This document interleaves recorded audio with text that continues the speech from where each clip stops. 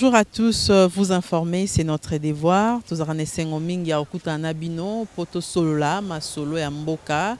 La République démocratique du Congo est commémorer 61 ans na yango ya indépendance depuis tozwa lipanda kino lelo yo 61 ans. Quel bilan faire na 61 ans ya indépendance wana tokolobela sujet ya indépendance wana na ba ndeko mibale boyebi bango malamu bomoni bango mwa tango penza na etando na biso te ezali ndeko Kimi Kambo Goncho boyebaki ye na Serge Goncho a changé kombo na koyebisa bino ntina nini a changé kombo et azali président ya Conscience nationale en action. Na vice-président et à Conscience nationale en action, honorable Djouma Balikwisha, na Bandekonde Tokolobela, Masolo Etali indépendance. Est-ce que Tozala qui vraiment indépendant, tant que Tozwa qui ndenge Tozwa indépendance, kino lelo 61 ans après, Tokolobela yango, Conscience nationale en action, après campagne nae, il y a Congo de l'Est à l'Ouest à lancé campagne nae contre néocolonialisme pour naie mboka na biso to ba dirigeant oignon so ba kamba biso kobanda na Kasavu Botina Félix Tshisekedi bazali ba bon élève nde balobaka na lopoto donc bana ya malamu penzo balandaka lolenge sengeli ba colonialiste ba o babanda koya ko konza biso nenga ezaka na tango ba belge yango wana bakokaka kosala penza te ndenge biso population to lingaka basa ela biso to ko décortiquer yango po bango balobi pe même makambo ya guerre à est ya mboka na biso ezaka na kati wana pour se libérer balobi ba pesi pe solution na bango lolenge nini tokoki ko se libérer yango na ko dévoiler nyonso te po ngai na yoka ki penza na songi masolo na bango mais na lingi na loba nyonso te bino moko ensemble na bango tokoyeba penza ntina et à campagne au lancé contre néocolonialisme ba koti na lignée ya bandeko ba panafricaniste c'est pour déjà changer na kombo. Donc, nde moboko masoko toko solola élection est-ce que ils a remède ya malamu pour na émergence ya mboka toko solola yango kaka na ba invité nanga o na uti koloba to banda ko benga kala Serge Goncho aboy Serge alobi akomi Kimi Kambo Goncho président ya Conscience nationale en action P. honorable Djouma Balikwisha ou azali vice-président ya Sénat P notable ya Est. Restez connectés. Kimi Kambo Goncho Mbote. Mbote ndeko gloire pour le poyo tikali na bakombo wana. Honorable Djouma Balikwisha Mbote. Mbote gloire. Alors, nalobaki ne bandeli d'abord Serge Goncho yebisa biso nano. Okomi Kimi Kambo ndenge nini bandeko bazo kambo.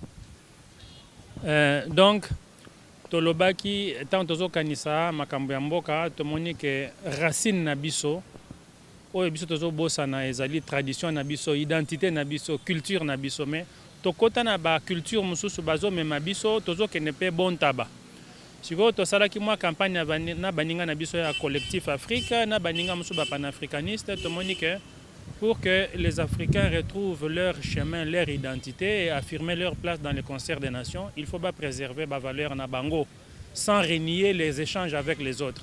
Yango de manière symbolique, ngai na baninga nga mususu tozaki ba décision que tozongela ba kombo na biso. Et j'ai renoncé na kombo ya prénom ya Serge Goncho, ndesiko na komi Kimi Kambo Goncho.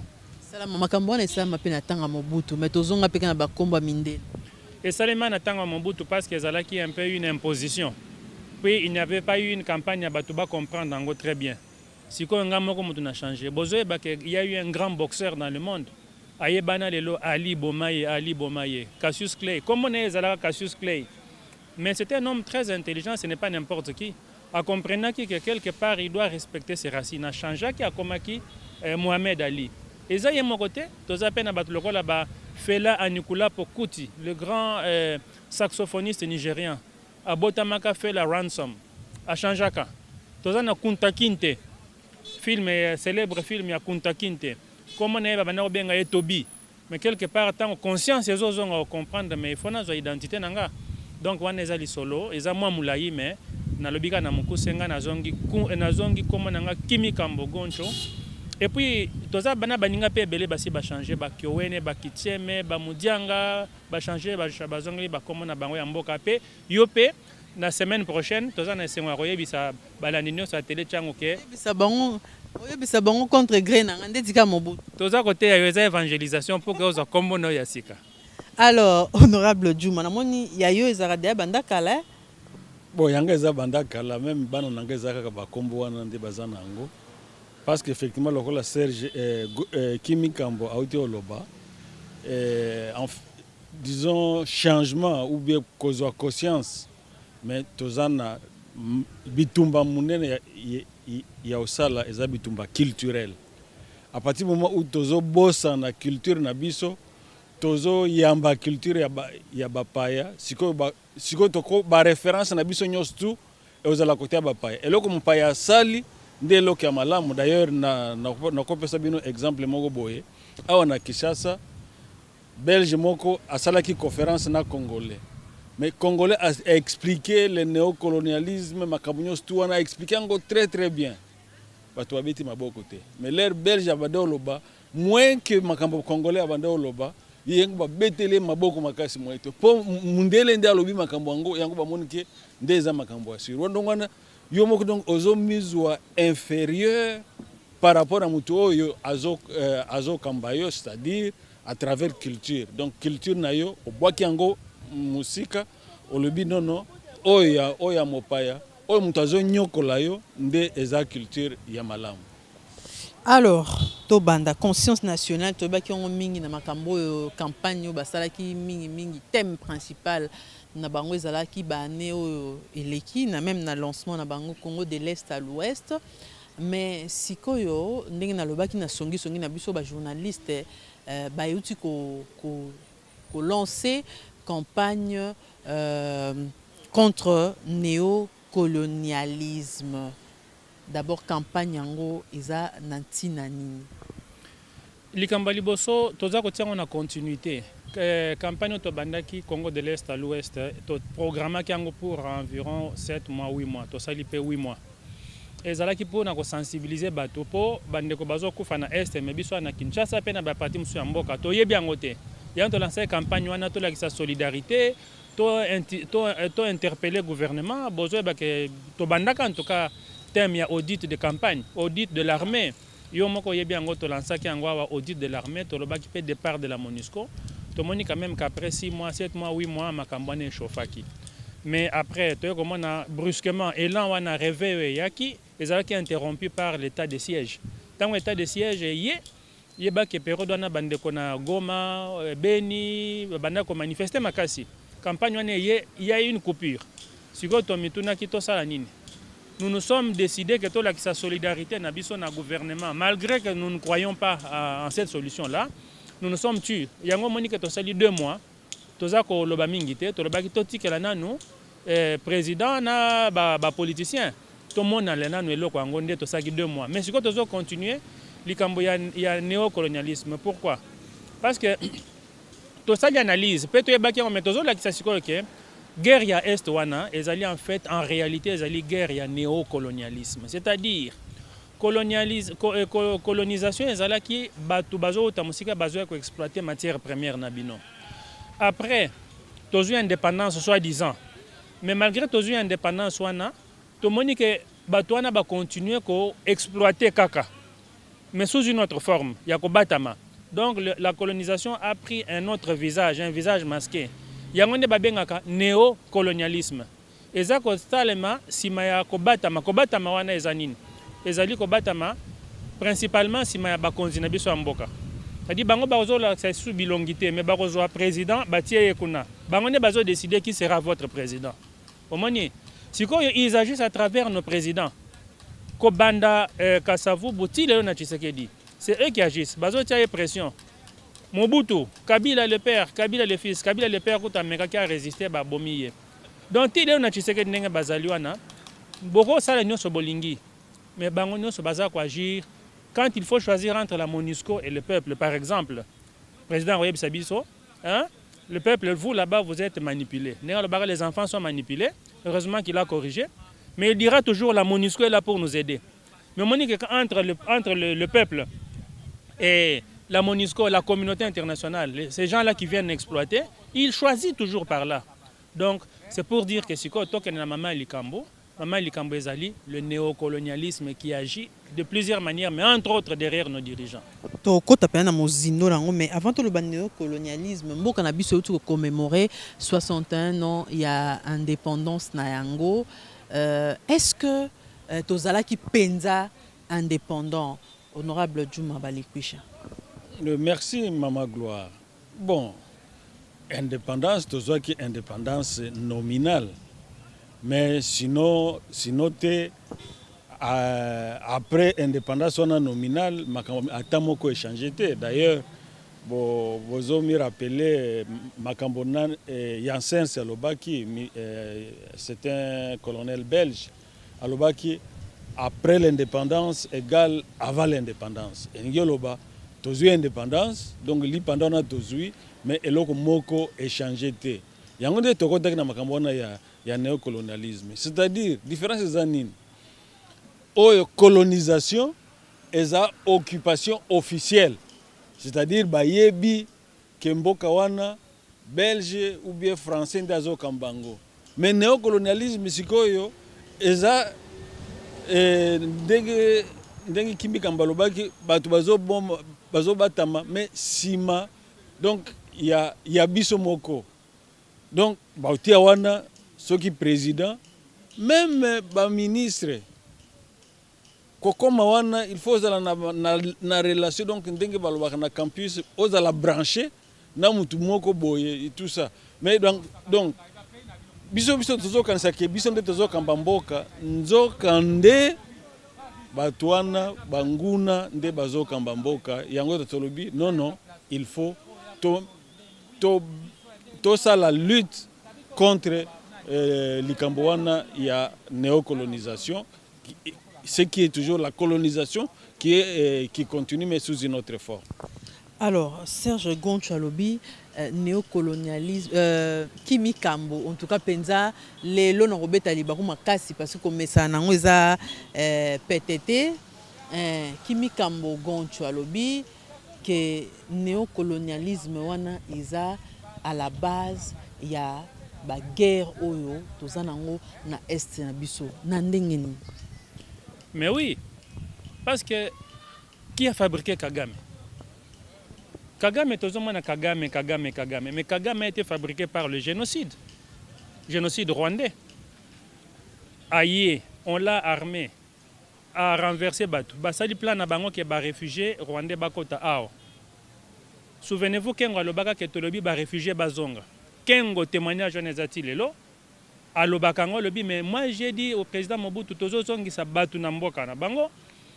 Et président Mobutu alobi azoka makambute azwaka coup de fil atanga ki pe coup de fil ya bato na balobi yo landaka ka eloko président alobi omoni, c'est-à-dire laisser les immigrés là où ils sont avec armes et bagages omoni. C'est comme ça que après Rwanda Kagame a prétexte ça comme kokota awa je suis en train de lutter contre les Hutus et consorts.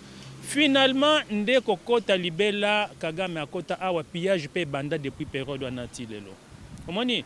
Donc, si vous guerre wana ezanani, ezali batuana babatami sima Kagame.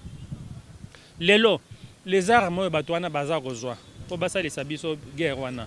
Eza bazo zwango wapi, bazo somango wapi. Ce sont toujours ces gens-là. Lelo, est wana tondi nakanisi ba ONG mokili mobimbe tondi eza concentré car na périmètre wana qui par coïncidence se trouve aussi être le périmètre des matières premières, il y a coltan, cobalt et autres. Comment on ne va pas tirer des conclusions que ça?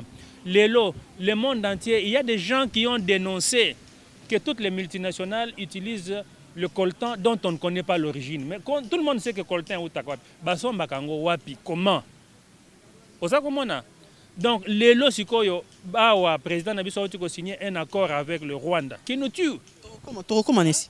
Donc, pour nous en fait, derrière toute cette histoire, Bazar au Parolabiso m'a foutu à distraction, Kagame, les chefs militaires, mais en fait, c'est une guerre d'exploitation.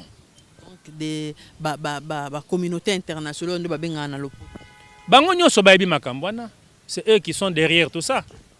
Alors, honorable Djuma Balekwisha, sikoyo président de la République a signé Kimi Kambogoncho a lobawa accord na Rwanda.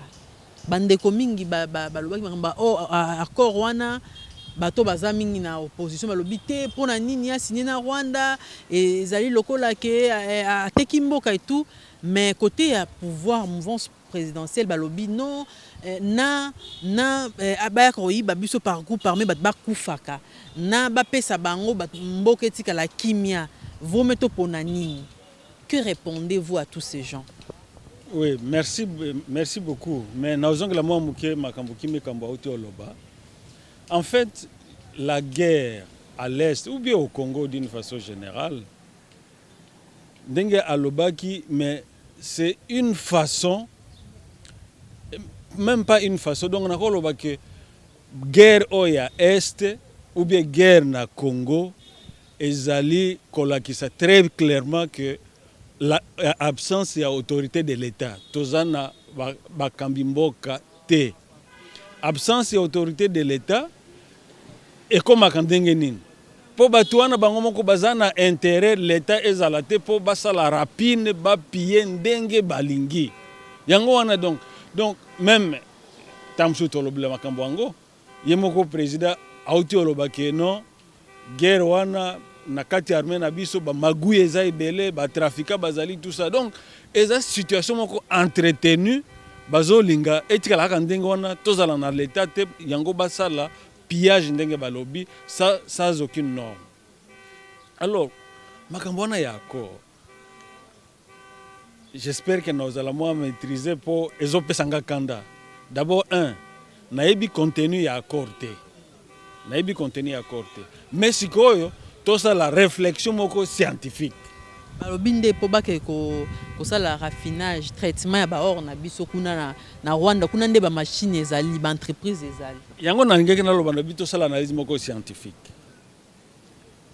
Ba sala accord par exemple na pour la matière première, donc exploitation de l'or.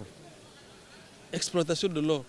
Rwanda ayena nini pour le traitement de l'or wana. Il faut traiter or nde tosala ba accord. Ce qui balobaki basali ba accord pour la transformation des bananiers en vin de table. Ah, wana nangeka na comprendre. Pour nayebi que richesse ya Rwanda ezaka bananier, bananere. Basali loko moko te. Ou bien l'accord pour l'exploitation de gaz méthane sur le lac Kivu. On a quoi comprendre. Mais accord autour de makambo ya or. Mais accord ango et ça la mandenge nini. Sur base de quoi? Quel est le fondement? Le fondement il y a accord wana. Rwanda ayena nini sur la table et puis Congo ayena nini sur la table. Si on dit bon, to signer ba accord pour to traiter. Rwanda a tongi usine à traitement ou à raffinerie de l'or. Mais au sein la usine à traitement ou raffinerie de l'or, à partir de quelle matière première? Na Rwanda ata puis moko boye même demi-mètre carré ya puis na Rwanda ya or ezalakate. Or nyos tout elekaka na Rwanda e utaka na Congo par voie frauduleuse. Ou bien na Ituri par voie frauduleuse. Pourquoi? Parce qu'effectivement même les taxes à l'exportation de l'or ou des matières premières coûtent plus cher chez nous qu'ailleurs. À l'époque, quand j'étais au gouvernement provincial du Nord Kivu, j'étais en charge des mines, j'avais mené une lutte pour qu'on puisse diminuer les taxes, si pas supprimer les taxes à l'exportation. Parce que l'exportation, c'est pour les taxes à l'importation, oui, pour protéger son marché. Mais quand on exporte, c'est pour ramener les devises. Pourquoi alors taxer ça? Voilà comment le Rwanda pouvait exporter de l'or, mais lui n'a pas un seul puits par la voie frauduleuse. C'est pareil pour le coltan, c'est pareil pour la cassiterite. Rwanda devient producteur du coltan et exportateur du coltan. Ata azan appui à mon côté, il y a coltan. Yango wana tolingi to faciliter biloko ou plutôt en tout cas tisikoyo ndenga na lobaki na zampe na ba kamwa réserve par le fait que naïbi va contenir accord wana te mais eza eloko moko te mutu accord comprendre. Bandeko opposition na lobaki na bandeli balobi que président de la République a teki mboka bamisu balobi te ezali vome tozala na kimia ke bazwa yango na ndenge ya bagroupe armé bandeko bakufa. Non, oyebi que ba discours ya boye na ba mboka mususu bako qualifier yango na haute trahison, même ba saisir parlement pour destituer certaines personnes. Comment vous pouvez vous mettre à genoux devant le Rwanda? Kimianine. Donc, d'ailleurs, donc va confirmer que Rwanda nde azamuto azobo mabiso. So bolui potozo akimia. Ah boyebi ki yende azotia mobulu na mboka na biso. Alors pour sauver la face, to signer ba accord, to pesa ye biloko nyos tout ndenge alingi. Ti suka to pesa ye ndambo mbongo o balkanisation de to koloba ke balkanisation eza mise en œuvre sikoy. Pour le fait que bolubi non to tikaye. Donc lera loba bosikoyo nalingi nazwa une partie à Nord Kivu ou bien Nord Kivu nyos tout na annexango na Rwanda. Tolba pona kimia to tikilaye. Non, ce n'est pas possible. Donc eza makambo ya opposition te mais eza makambo ya mabele. Donc to kondima te Munguna ou bien Fitil Kagame ou bien Afasheri ya ba Américain ou bien naibite et aria kosa la loi na mboka na biso alors que tolobi ke toza indépendant. Ce n'est pas possible. Kimi Kambo Goncho bandeko mususu balobi même chef de l'état il m'a confirmé qu'il lobi hier au sous politique il y a guerre était dans les pays voisins, il y a méfiance dans les pays voisins, il y a ennemi et salami longtemps résultat mo réalité alors siko to privilégié kimia. Wana ezali eloko babengaka na chiluba bulunda bwa mudi mokeni mupote. C'est-à-dire ezali ki master ya escroc na un naïf. Eza wana. Bino bokanisi ke Kagame qui est en guerre avec tous ses voisins.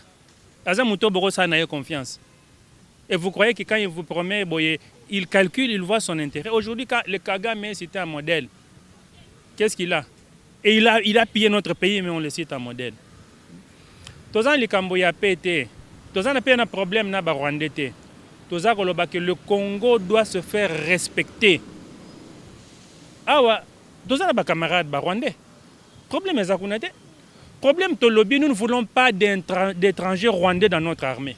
Est-ce qu'on a payé faux bondel? Tolobaki audit armée. Donc c'est pas le président à reconnaître à lobby. Il y a de la magouille, mais ça c'est l'audit sur le plan des effectifs, hein, et des effectifs. Car si Tolobaki aspect audit les étrangers qu'il y a dans l'armée, nous savons qu'il y a beaucoup de Rwandais qui se sont introduits ici. Mais aux autres, toujours au nom de la paix. Et ça normal, qui veut la paix prépare la guerre. Ce qui est président Lingi paix, il faut préparer la guerre. Et quand nous disons que nous voulons que notre armée soit nettoyée, et ça ça nous regarde. Tolba monsieur la kisabi soit justifié biso yo tu vois. Ce qui te monique mutoyo origine naeza douteuse, en tout cas il ne nous convainc pas. On les met dehors de l'armée. Mais ça les maga partout. Dans les entreprises on doit contrôler ba diplôme. Yo la kisa diplôme, on attend na Kikwit. On va à Kikwit. Atanga wate. Non monsieur, tu es un faussaire, on t'exclut. Et ça, les Camboutais que Kagame bien, on est contre les je ne sais pas qui. Où est le problème là? Le président Tshisekedi doit savoir que cette politique-là, la diplomatie de courbettes, hein, il va le regretter un jour. Hein. Rwanda fallait normalement attaquer signer accord, mais Ndimaka Salabiso Mabe Batebele Bakufa.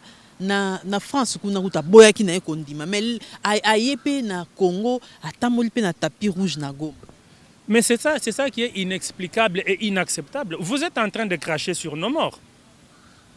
Parce qu'il faut signer Noki accord Rwanda en disant soi-disant la paix. Mais ce monsieur-là, il a insulté les mémoires. Il n'y a jamais eu de génocide au Congo. Est-ce que le président Tshisekedi a la campagne à l'Est là-bas, votez-moi et je vais vous apporter quoi?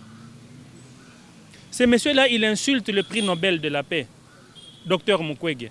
Tout ça, tout parce que nous voulons être en paix avec le Rwanda. Nous ne sommes pas d'accord. Il y a un autre lobby que Tshisekedi, tout comme ceux qui l'ont précédé, ils sont obligés de faire ces choses-là parce qu'ils sont soumis aux néocolonialistes. Kasi yango motuna ezali mpo na nini kasi bango moko bafils ya bamboka na bango babimaka basalaka sursaut wana te ya patriotisme batikalaka kaka na se ya bokambami ya bacolonialiste wana. Yango tolobi nde tolancé campagne ya décolonisation. C'est pour na koloba ke lelo tango biso tozosoana baninga toyebisi bango ke il faut changer le paradigme politique. L'un des éléments du paradigme politique actuel, c'est quoi? C'est que le pouvoir se donne à l'étranger. Tala ba politicien na biso nyos. Oya sali exception à Tombola Moussapi. Tous ils passent leur temps à aller dans les ambassades. Pourquoi? Parce que aibi que kunande bako ponaye, bako pesa ye pouvoir. Je dis bien tous. Oya zali contre, oya awanganyango aya ko Tombola Moussapi. Une preuve flagrante. Biso to banero luka candidat ya opposition awo. Mais boni batu ba uta soki wapi o bolongwa boya to memi bino na Genève, hein? Pour bokende ko luka candidat à opposition na Genève. Est-ce que ça ne va pas? Bino boza eza makamu na biso amboka.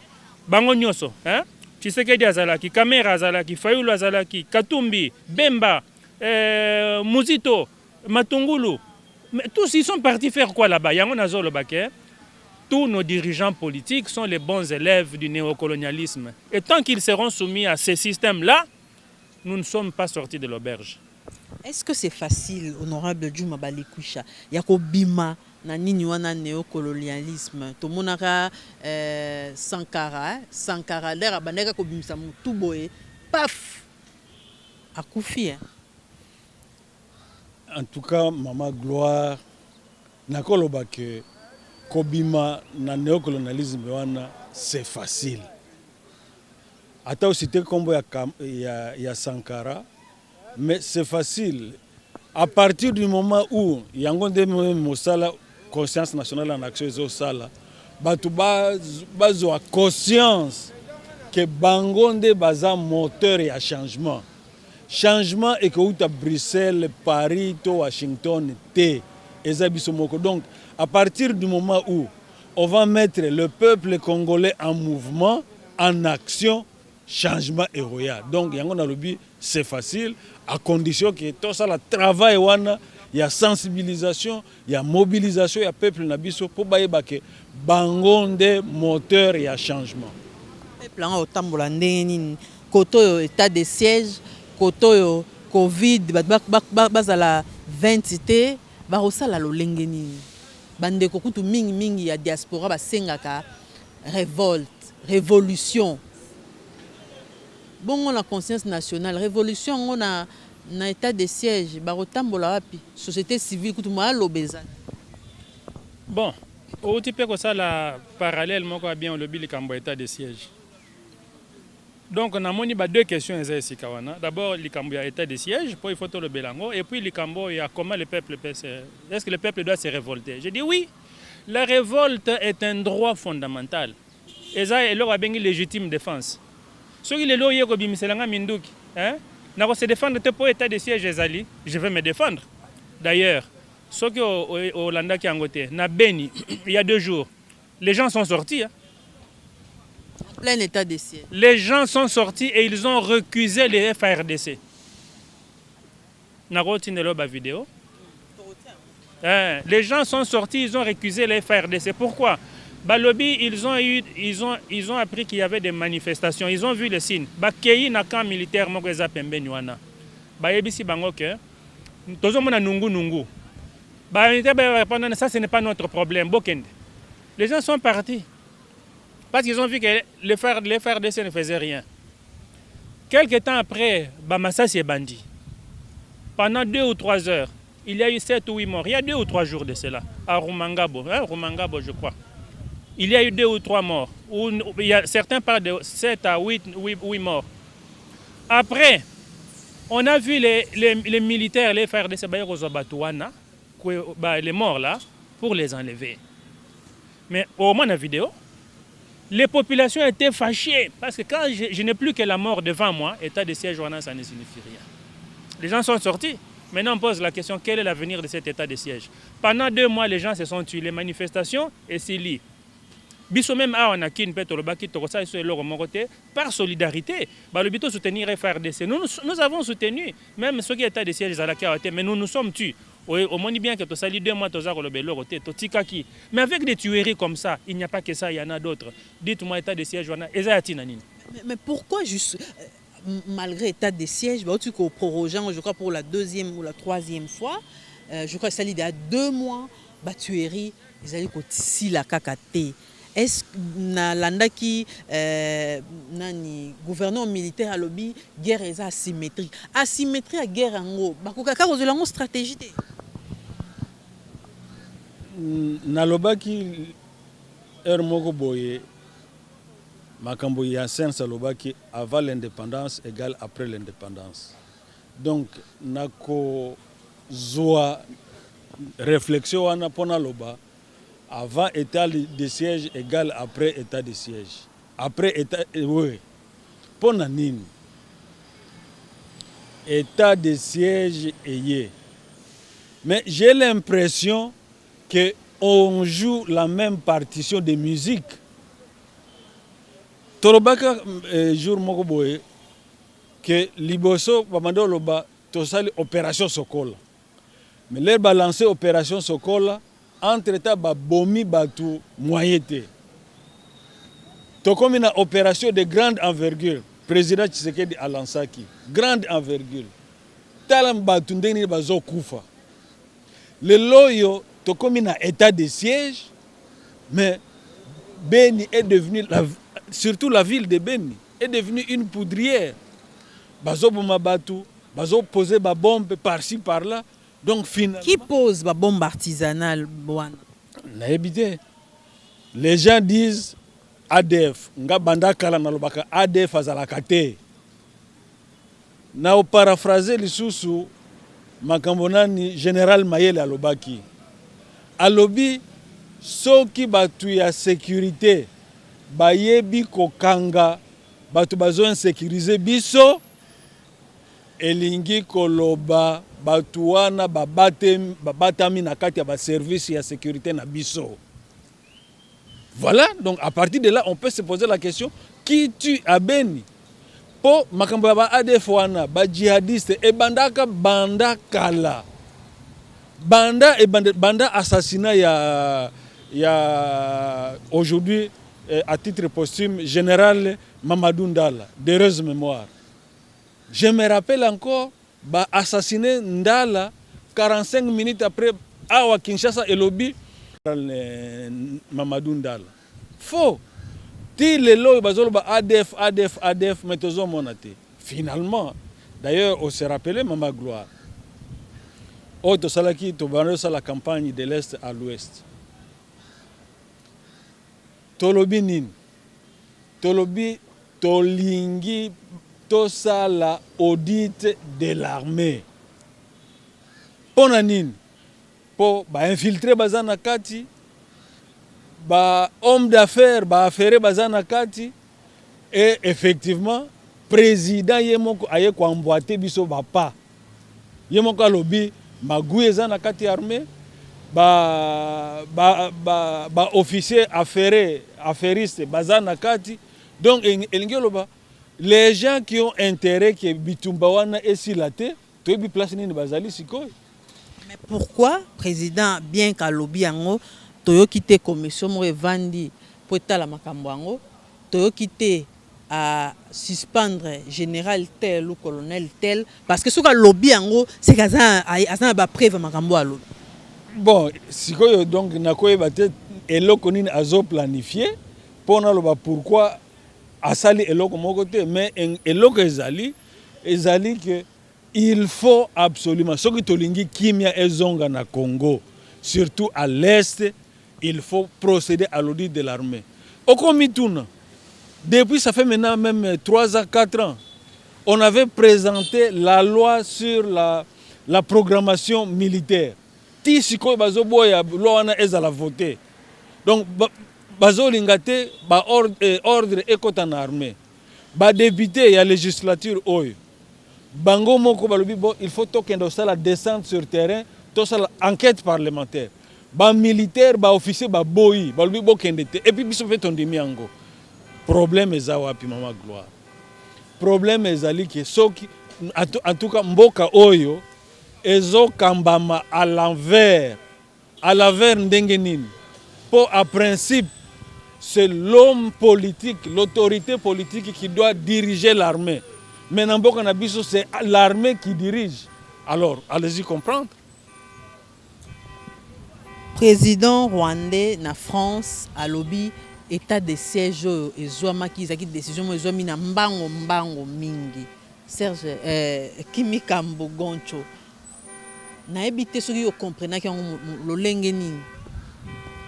Bon, makambo ya lobby, je ne veux chance ya réussite parce que nde poto chité na mutuna chance ya réussite ya état de siège lelo 2 mois après ezani.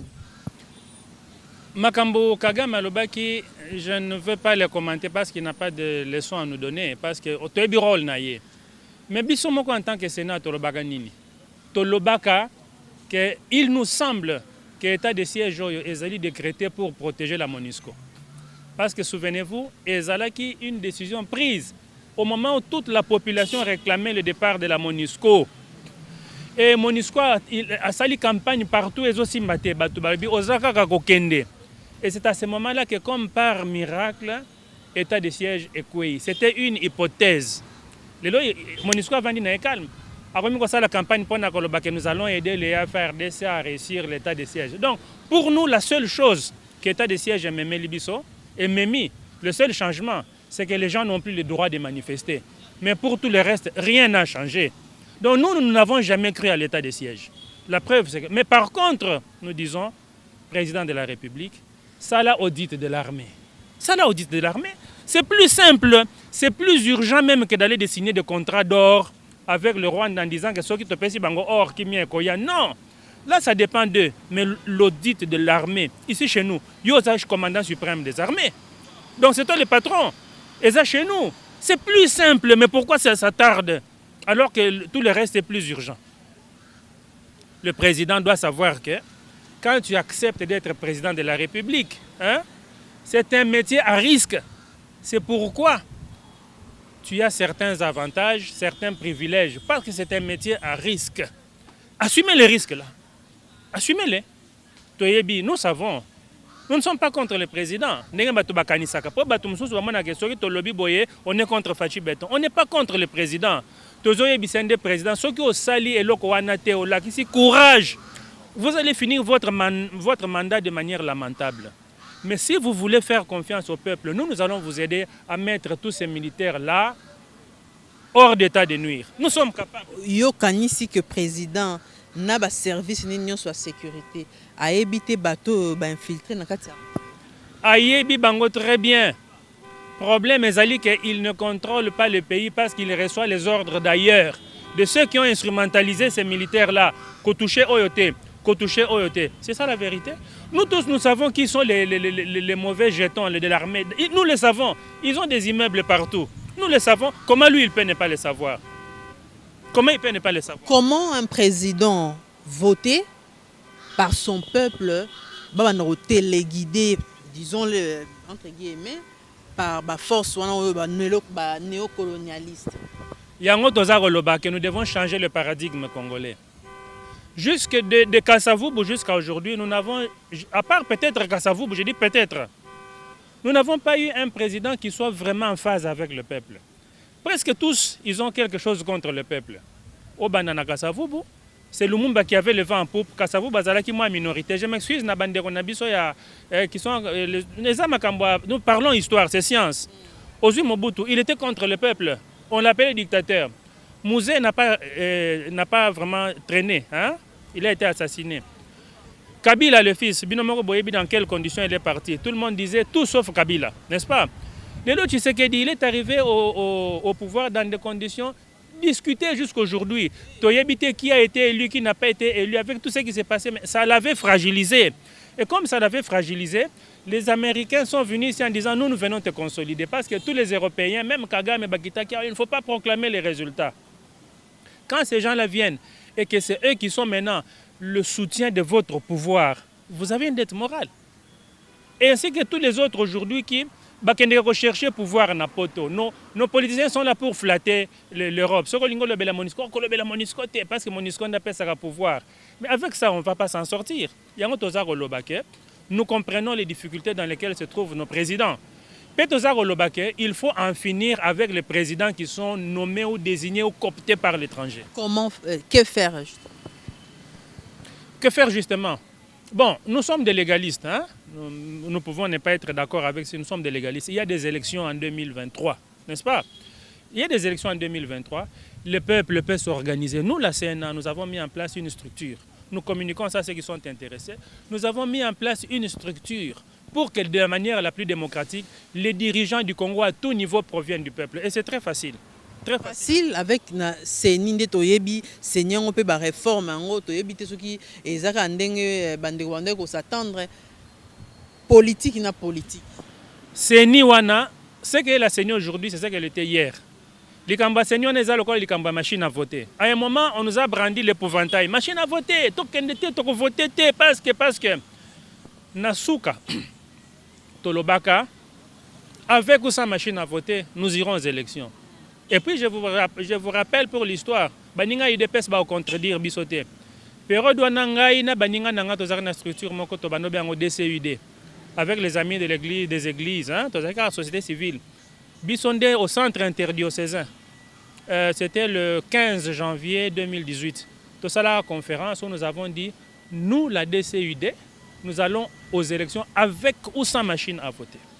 Et au départ, nous faisons le jeu du pouvoir. Mais après, 2 mois après, l'UDPS a emboîté le pas. Et l'UDPS a récupéré ce slogan-là, avec ou sans machine à voter. Et nous sommes allés aux élections, n'est-ce pas? Et on a changé les choses. Ils vont nous embrouiller pour nous distraire. Le peuple doit commencer aujourd'hui à préparer ses propres dirigeants qu'il va amener aux affaires. Et nous allons nous organiser pour barrer la route à la fraude. Nous mettrons au pouvoir des gens qui viennent du peuple. Autrement, vous n'avez pas l'argent. Vous n'êtes pas aux affaires. Hein? Ils ont verrouillé. Plan de campagne, mais avec quel argent? Avec quel CENI? Alors nous, le peuple, nous pouvons nous opposer à ça en mettant les consciences et avec le petit nombre, avec nos petits moyens, nous pouvons renverser facilement le système de nomination de nos dirigeants et nos représentants par les néocolonialistes. Honorable Djouma Balikwisha, comment population yemo kwa pona ba dirigeant na etant toyebi nde na otolobawa na Kimikambo Goncho toyebi ke bango bazwa ba utaka kuna batu ba pona bango batu à l'extérieur bango moko population a ba telema ki na élection o ba pona muto bango balingi tomoni makambo ndenge lekaki awa tomoni ndenge tomona ki leki. Comment population ko sala face état de siège même pas l'obésité face il y a coronavirus va restreindre la liberté? Bon, non, en fait, d'abord, la chose la plus importante, il faut que ceux qui ont mené Bitumba, l'organisation, c'est quelque chose de très important. Il faut que Batuba soit organisé. Yango Moussala, conscience nationale en action et Zosala. Tout sensibiliser Batu, ba comprendre ndenge na lobaki, bangonde moteur et changement. À partir du moment où la population a mis le téléspectateur ou bien spectateur, azo kanisa ke makambo ezo leka eza makambo na bango te eza makambo na biso. Donc il faut que Congo oyo eza ya biso nyos tout. Alors ndenge nini toko tikela kaka une clique de gens basala eloko ndenge balingi ba scandale nyos tout wana tozo vivre awo ba scandale nyos tozo vivre ba scandale économico-financier na lingiolo oyo ba détournement ya ba 200 millions ya ba 10 millions ya ba 50 millions ba carte soki ba carte visa mais batu ba fandi ndenge nini comme si c'était normal. Non, il faut que batu ba telema no tongi to mona clair na iloko tongi to mona clair na iloko à partir du moment où to banda zo ba attitude ya boye na ibisio mama gloire ata armée mon côté ekolonga population oyo aza organisée. Tosi tomona na bamboka mususu bo bato babengaka ngo révolution to nini wana ezaka baterme mais na bamboka mususu soki population atelemi en tout cas bokoya na babombe na bino na nini bokoka te suka peuple moto ako gagner. Donc yango na lobi tozala organisé tozwa conscience que effectivement mboka le néocolonialiste basi bafandeli yango, mais il faut tolongola mufuniko wana po siko mai ezotoka, il faut tolongola mufuniko comme ça nini ezala po tozwa kamwa mupepe muke nakobakisa soko permettre ngai tozolinga ko faire comprendre na peuple congolais que tozalaka mayele kala ingango kala e technique omonya to swanaki bayakana baluba bitumba boye. Mais il y a une chose que nous ne sommes pas allés jusqu'au bout de la réflexion. Nani est divisé qui biso? Et ça, néocolonialiste. Pour biso, tant aux alaka, tu es que caméra le rôle candidat en 2011. C'est sûr à Rolinga Zala, chef de file à opposition. Mais tu sais qu'il dit 38 ans, aux hommes il y a opposition. Donc, tous les gens qui sont entre bangomi bali. Tout vendu entre nous, tous soit na nabiso, tous soit na nabiso, ça nous regarde, c'est la famille. Mais bango baye mayele na bango mulai oh boya toke nani Genève tant baké Genève matungulu yo monite que Fayulu ko oleka ba beti ba résultat bimi en tout cas entre nous soit dit hein, nous avons été surpris, c'est Fayulu qui est sorti, n'est-ce pas? Mais tant Fayulu abimi on ne l'attendait pas. Tu sais qu'il dit na Kamere qui étaient les rivaux sont devenus des alliés. Le troisième larron est devenu le challenger. Voilà comment on nous a divisés. Parce qu'ils sont venus ici nous prendre. Ce que tu on allait trouver nos solutions. C'est pour dire quoi? Je n'arbitre pas entre Tshisekedi et Fayulu. Je dis tout simplement qu'ils ont commis la faute de se soumettre aux néocolonialistes. Tozonga awa biso na biso, toswana entre biso na biso. Toponaki sera notre candidat biso na biso avec des règles transparentes. Bango Batika la Libanda, tango président Robima, maintenant ils veulent venir négocier avec lui. Est-ce que c'est facile que les Camerounais salama na monde to yebi monde comme modernisé roka kuna corona ye balobi ke oya rokota kuna te mboka na bino bokota kuna te soki bo sali bo été, est-ce que osera facile na biso to atteindre l'objectif wana? C'est très facile. Problème est allé à on nous a tétanisés par la peur. Qui jouissent aujourd'hui au Congo, c'est une oligarchie, c'est-à-dire un petit nombre de gens, bango bazu ba pouvoir, ba avantage. On appelle ça une oligarchie. Ils sont combien ces gens-là? Supposons que Bazali 1000, c'est-à-dire 500 ou 700 au Parlement. Au Bagisi quelques ministres, quelques personnes là, peut-être 1000 personnes. Il y a 1000 personnes qui tiennent en otage 100 millions de Congolais. C'est comme si, dans sa proportion, une personne tient en otage 100 000 autres. Les 100 000 personnes, c'est quoi? Au ministère des martyrs. Et on a avec 90, 80 à 100 000 personnes. Donc, au Monine, stade des martyrs est tondi, batu bazakuna, ba professeur, ba médecin, ba pasteur, ba sango, ba évêque, ba footballeur. Mais un individu qui a été atali bango lebi, vous là-bas, et puis c'est quoi? C'est la peur et le manque de conscience. La conscience, quand la conscience commence à circuler, au moment que nous allons renverser l'oligarchie, c'est même très facile à faire. Alors, comme Souka Penza ya entretien na biso, honorable Djouma Balikwisha, message ni relancé na ba Congolais oyo ba rotala biso mokili momba. Comment bino bo lancer justement campagne, bo organiser pour la sensibilisation? Le message nous lancé par les Congolais, c'est que tous allons organiser. Tous allons organiser autour de la Sénat, la conscience nationale en action. Aux allons na Poto, aux allons na Congo. En tout cas, il faut que le réseau ait fonctionné. Le contact na batu ya Poto, na batu ya intérieur ezala. Mais surtout, tout tient na mutu que Congo oyo eza mboka na biso nyonso. Ndenge Serge alobi Kimi Kambo alobi que toko ndima te dictat ya kamwa oligarchie mutu moko ako kangisa munoko 100 000 personnes wana toko ndima ngo te. Yango nalobi la chose la plus importante c'est l'organisation.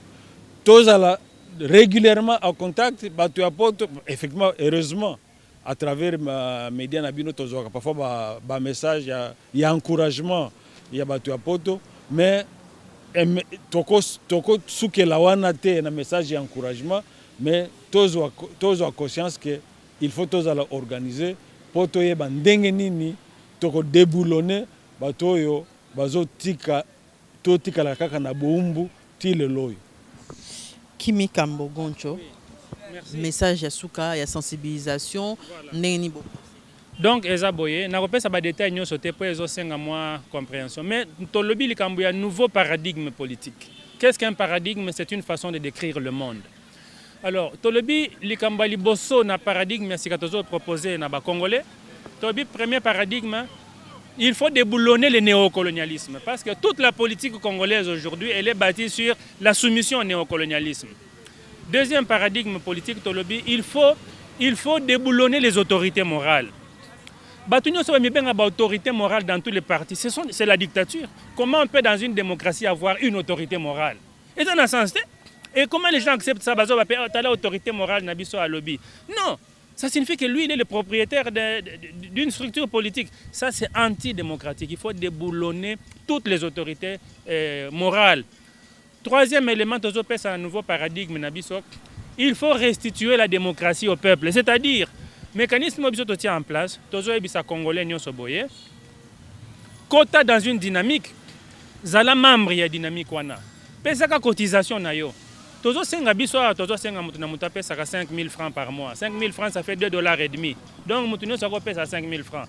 Mbongo wana tozo tiango dans un compte qui est transparent. Tout le monde peut consulter à tout moment nani compte wana pour connaître les dépenses et les montants. Et ça, c'est secret parce que c'est biloko ya peuple. Mettez ça, c'est pour demain nous allons soutenir les candidats. Yo za membre ya cellule na biso quelque part. Zala, soki lobi lingo zala candidat député, tokotia bino na circonscription na bino ba membre ya côté wana, tokosa la primaire. C'est ça le restituer la démocratie au peuple. Atanga bien que naza président, soki na monique naza la candidat na Tchango. Je vais faire aussi les primaires comme tout le monde. Ce sera dans la transparence. Quand vous faites ça, vous avez éthique, vous avez mayele, vous avez valeur. Quand vous prenez mutuana, vous avez la campagne avec l'argent que binonyo bisonyo sotokotiza. De cette manière-là, dites-moi. Il y a belé corrompre batuna ba t-shirt wapi. Donc nous invitons les gens, où que vous soyez, quel que soit votre parti, vous avez une chance de vous faire valoir.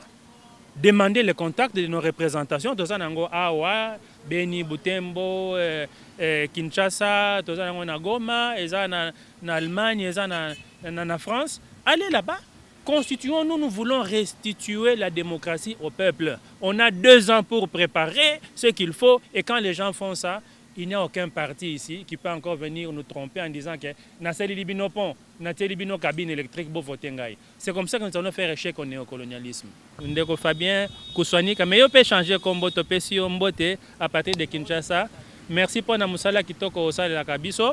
Vous pouvez contacter Biso na numéro téléphonique ou na WhatsApp 081. Oui, Bogotia code, hein, 243. Donc 081 27 22 490. Na Zongeli 081 27 22 490. Na profiter P ko corriger bana na biso baleki o bayebi angote mingi balobaka 81. 81 ezalaka te balobaka 81. Donc tant oza na Sénat na ba grammaire, ba orthographe ezalaka na kati. Kimi Kambo Goncho, honorable Juma Balikwisha, Totondi Bino Motondi. Merci, Maman Pouloulou, ex-gloire. Merci beaucoup, Maman Pouloulou.